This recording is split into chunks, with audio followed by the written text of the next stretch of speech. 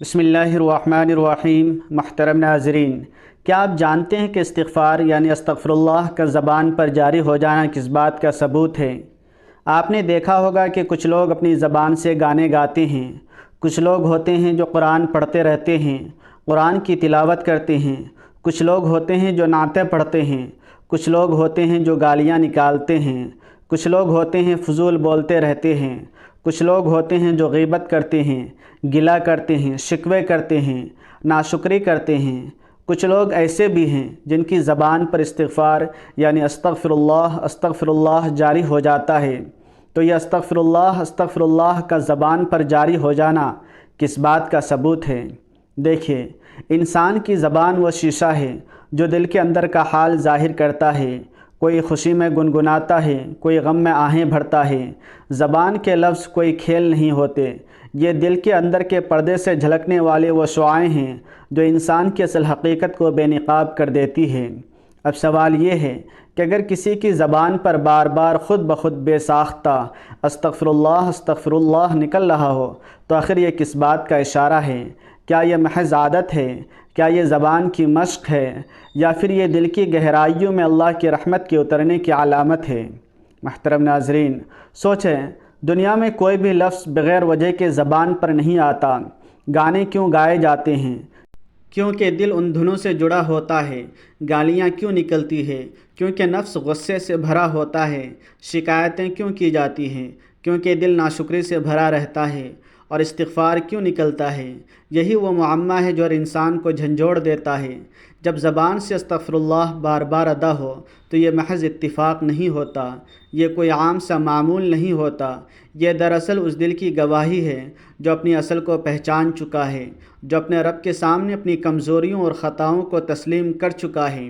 اب ذرا سوچئے، کیا یہ عجیب نہیں کہ کچھ لوگ محفل میں ہنستے بولتے رہتے ہیں لیکن ان کی زبان سے بے اختیار استغفر اللہ نکل جاتا ہے، گویا ان کا دل چیخ رہا ہو کہ اے رب، میں تیری پناہ میں ہوں، مجھے معاف کر دے، اے رب مغفرت فرما۔ یہ لمحے عام نہیں ہوتے، یہ وہ گھڑیاں ہوتی ہیں جب انسان کے لاشعور پر اللہ کی توفیق غالب آ جاتی ہے۔ یہ زبان پر استغفار کا جاری ہونا اصل میں اللہ کے خصوصی انتخاب کی دلیل ہے، جیسے دل پر کوئی غیبی دستک ہو رہی ہو، جیسے روح کے اندر سے کوئی آواز ابھر رہی ہو جو بار بار زبان کو اس بابرکت جملے کی طرف کھینچ رہی ہو۔ تو سوال یہ پیدا ہوتا ہے، کیا زبان پر استغفار کا جاری رہنا رب کی قربت کا اشارہ ہے؟ کیا یہ دل کے بیدار ہونے کی علامت ہے یا یہ مغفرت کے دروازے کھلنے کی پہلی کڑی ہے؟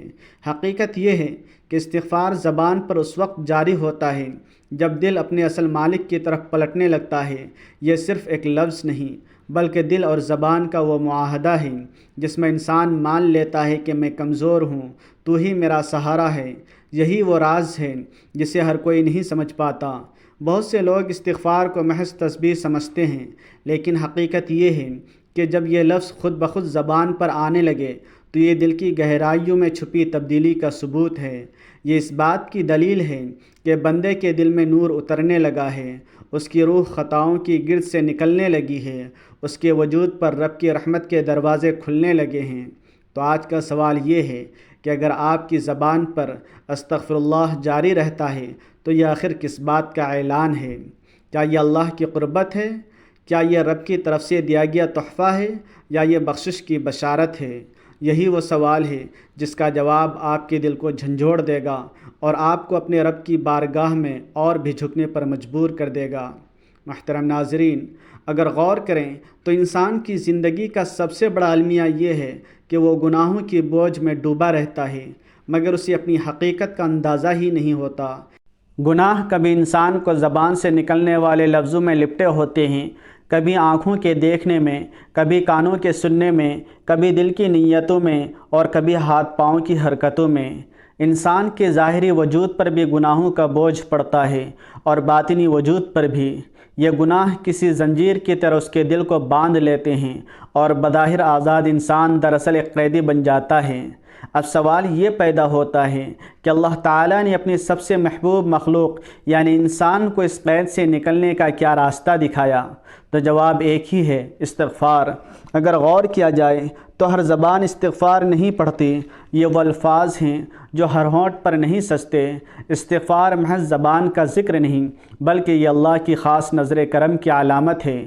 دراصل استغفر اللہ کا زبان پر جاری ہو جانا اس بات کا ثبوت ہے کہ اللہ نے اس دل کو بیدار کر دیا ہے، اس روح کو جگا دیا ہے، اس کان کو وہ صدائیں سنا دی ہیں جو عام کانوں تک نہیں پہنچتی۔ یہ استغفار دراصل اللہ کی طرف سے ایک پکار ہے کہ میرے بندے واپس آ جاؤ، دروازہ ابھی بھی کھلا ہے۔ استغفار کی توفیق سب کو نہیں ملتی۔ بعض لوگ گناہوں میں ڈوبے رہتے ہیں لیکن ان کے دل میں کبھی یہ خیال بھی نہیں آتا کہ ہم اللہ سے معافی مانگیں۔ وہ زبان پر ہر لفظ لاتے ہیں مگر استغفر اللہ ان کے ہونٹوں پر نہیں آتا۔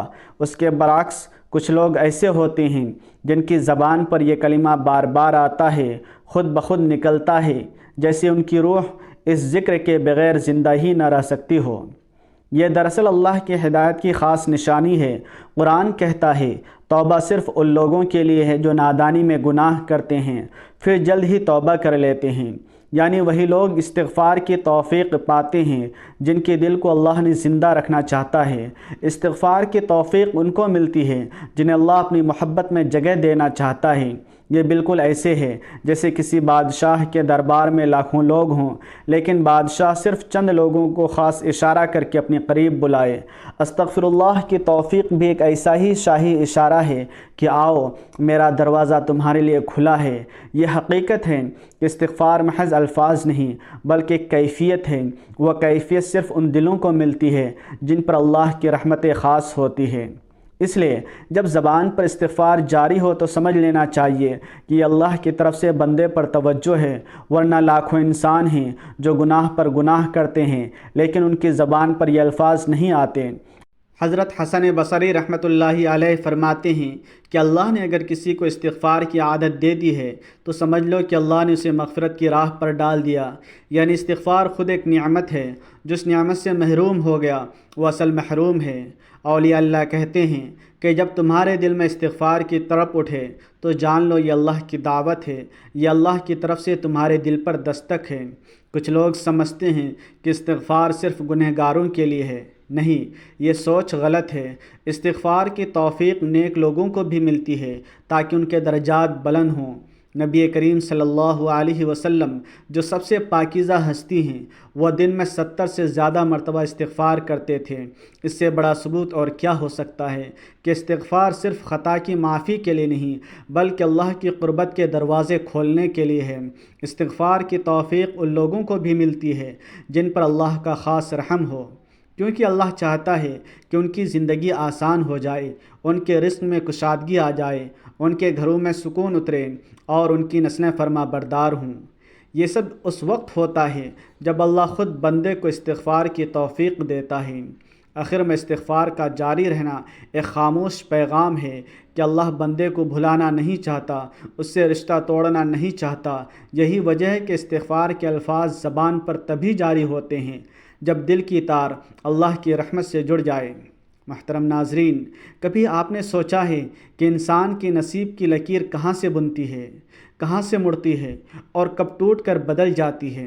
اکثر لوگ تقدیر کو پتھر پر لکھی تحریر سمجھتے ہیں، مگر حقیقت یہ ہے کہ اللہ تعالیٰ نے کچھ دروازے ایسے رکھے ہیں جو تقدیر کے بھاری قفلوں کو بھی توڑ دیتے ہیں۔